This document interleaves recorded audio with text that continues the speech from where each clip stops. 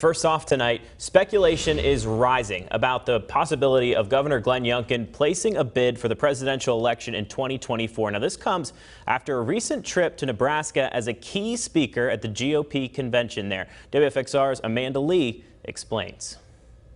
Reports say his team is denying it, but Governor Youngkin seems to be headed in the right direction when it comes to running for president in 2024, starting with his speech this weekend in Nebraska. What Youngkin was doing by going to Nebraska is that he's right in the Iowa media market.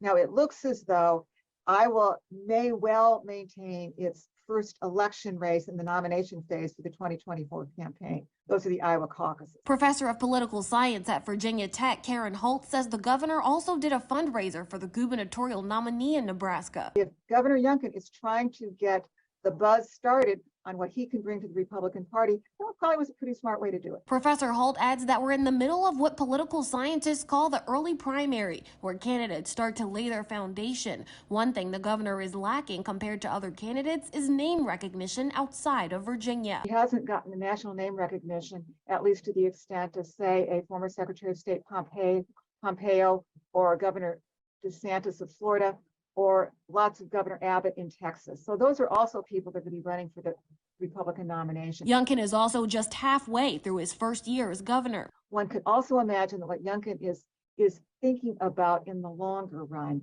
is running for a U.S. Senate seat after he leaves the governorship, and maybe being a vice presidential nominee for whoever is selected as the Republican presidential nominee in 2024. So all of those possibilities are there as well. Reporting in Roanoke, Amanda Lee, WFXR News. And now we did reach out to Senators Warner and Kaine about this story. Both were unable to comment at this time.